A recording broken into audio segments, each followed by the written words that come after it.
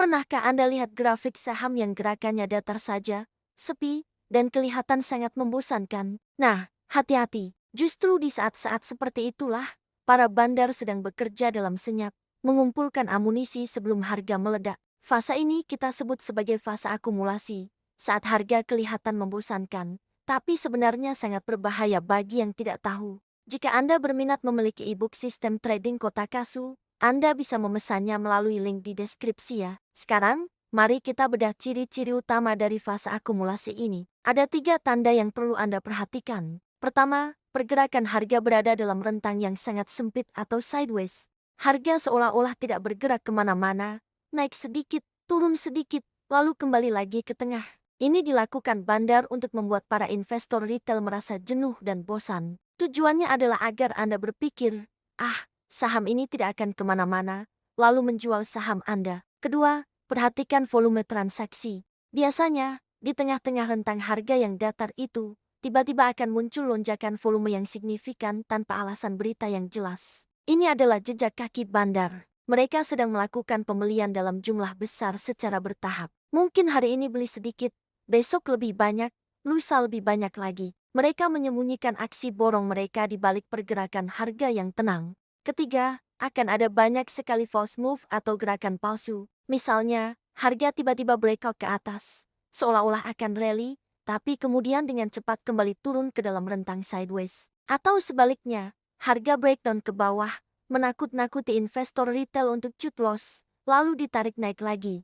Gerakan palsu ini dirancang untuk mengguncang para trader yang tidak sabar dan membersihkan mereka dari pasar sebelum kenaikan harga yang sebenarnya dimulai. Bandar sengaja membuat pasar terlihat tidak dapat diprediksi untuk mengusir sebanyak mungkin pesaing. Nah, dari sini kita bisa melihat perbedaan besar antara cara berpikir investor retail dan bandar. Investor retail biasanya tidak tahan dengan fase akumulasi yang membosankan ini. Mereka melihat portofolio mereka tidak bertumbuh, lalu mulai gelisah.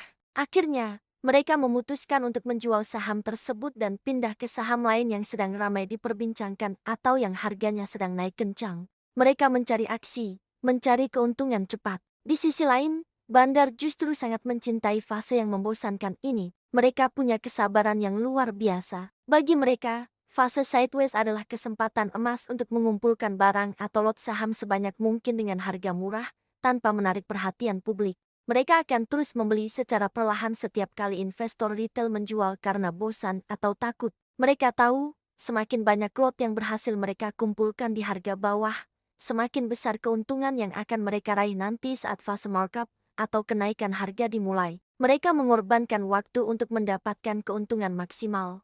Jadi, ingatlah pelajaran penting ini.